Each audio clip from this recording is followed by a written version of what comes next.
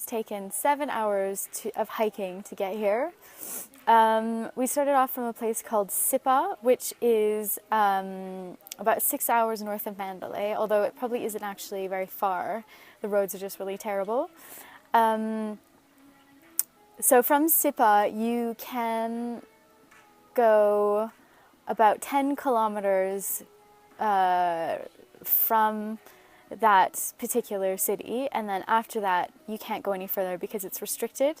So the first village that we went to where we had lunch is fine and is not in the restricted area, but to come here, like, our guide had to phone the police and like phone some local authorities and tell them that he was coming and with how many people and that stuff, because there are kind of different kind of, I don't want to say warring factions, but that's kind of what it is. And between the state military and then other sort of civil unrest groups. And so there are landmines.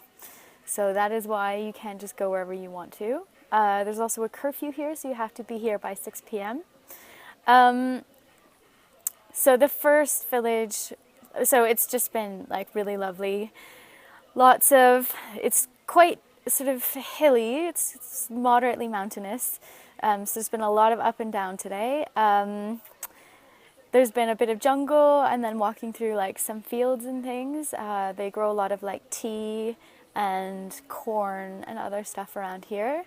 The first village that we went to, where we had lunch, after we ate, we went to kind of explore a little bit, and there were these kids that saw me with the iPad and sort of like instantly ran over, and they were looking at it, and they figured out what it was, and so they asked me to film them, and then they would go and perform and then run back. So I'm going to let you hear a little bit of that now.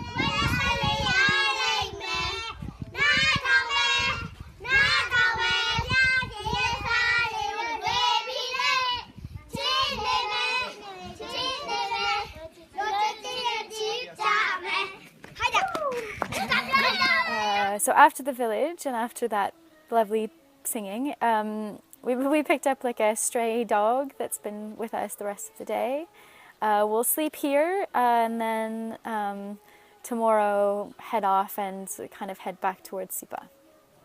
So I'm back in Sipa, having spent the night in the tiny village, and we were in like a 1-bedroom kind of house thing. All the houses seem to be built up on stilts, sort of, because of the rainy season. So we were all like lined up in a row with like 8 of us in a row with like our little mats and blankets and stuff. There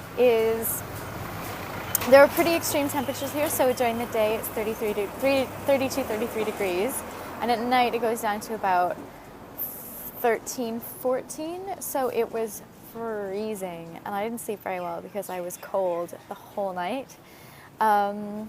So before we went to bed, we ate like food that they'd grown in their garden, which was like delicious, and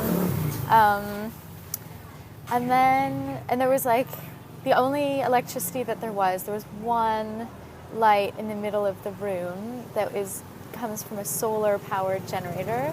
So most of the time we just like all sat around one candle, or we were outside where there was a fire. And the stars were just incredible. I've never seen so many stars in my entire life. Originally I was going to take the night bus when I arrived back here, but the train from here down towards Mandalay is meant to be really amazing. So I'm going to stay the night and then take the amazing train in the morning.